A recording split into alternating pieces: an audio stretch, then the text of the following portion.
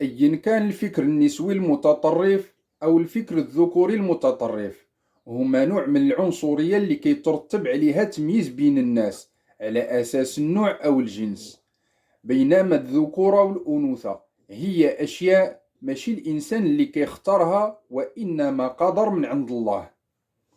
فكيصبح الإنسان متهم بجريمة ما دارهاش، بحال اللي كيتعرض للتمييز بسبب لون البشرة أو العرق أو جواز السفر. والإسلام حرم هذه الأنواع كلها ديال العنصرية، وإنما فرق بين الناس بمقدار الخير والشر اللي فيهم. ما يمكنش يكون المجرم سواء هو والمصلح، والمسيء سواء هو والمحسن. وما عنديش الشك بتاتا أن المرأة المسلمة أفضل من الرجل الملحد المشرك، والمؤمنة أفضل من الرجل الفاسق، وأيضا الرجل المسلم أفضل من المرأة المشركة، والرجل المحسن أفضل من المرأة العاصية. مطلب المساواة بين الرجل والمرأة هو اعتراض محض على قضاء الله وقدره، لأن هاد الناس ما عندهمش مشكل مع الرجل بقدر ما تيكذبوا كتاب الله وتيرفضوا السنة النبوية. المشكل عندهم ماشي تكون امرأة أو راجل، بقدر ما غرضهم يغيروا خلق الله، واللي كيأمرهم بهذا الشيء هو الشيطان. والدليل أن اللي تولد راجل كيشجعوه على عمل قوم لوط وتغيير الجنس باش يردوه مرأة، واللي تولدت مرأة كيشجعوها باش تولي راجل في اللباس والهضرة ونمط العيش. الاختلاف بين الرجل والمرأة مني تيكون مأطر بالضوابط الشرعية بلا شك واحد الحاجة زوينة وما يلزمناش نحاربوها. النبي صلى الله عليه وسلم وصى الأبناء بالأم ديالهم 3 مرات قبل الوصية بالأب. المرأة هي اللي كتحمل الأبناء 9 شهور وكترضعهم عامين كاملين، وما يمكنش للراجل يقوم بهذه المهمة.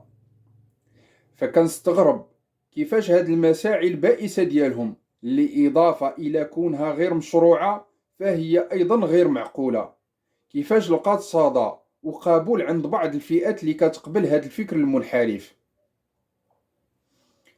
بل كنجبروا هاد الجمعيات نفسها هي اللي كتدافع على قوم لوط، وباغين يقنوا هاد النوع من العلاقات المستقذرة، وعما قريب غادي يدافعوا كذلك على زواج المرأة بالكلب والحيوان. واش لاحظتوا كيف صبح كلشي كيصب في اتجاه واحد، وهو محاربة الإنجاب وإنقاص عدد سكان العالم بشتى الوسائل؟ تشجيع عمل المرأة خارج البيت، حبوب منع الحمل، تشجيع قوم لوط، الزواج بالحيوانات، اللقاحات المخفضة للخصوبة، الأسلحة البيولوجية والتكتونية، الحروب وزيد وزيد. كيقولوا الأرض ما بقاش مستحملة زيادة عدد سكان العالم على ما هم عليه الآن. ولكن علاش المرأة غادا تكون ضحية ديال سوء التدبير على المستوى الدولي والجشع ديالهم الرأسمالي اللي كيحاولوا يعالجوا الآثار ديالو المدمرة بنشر قناعات أكثر تدمير وشعارات مضللة من أجل التغرير؟ ثانيا، واش بصح الأرض صبحت عاجزة على تحمل عدد السكان؟ نقدر نجزم أن هذا المعطى غير صحيح، ولكن الصحيح هو أن الأرض صبحت عاجزة عن تحمل التصرفات المتهورة ديال الدول والمنافسة اللا أخلاقية بيناتهم، لأنهم ما كيباليوش بسلامة الإنسان والبيئة، وما كيتاخدوش بعين الاعتبار تحذيرات ديال العلماء والباحثين اللي كيحذروا من آثار استمرار هذا الاستهتار بمستقبل العالم.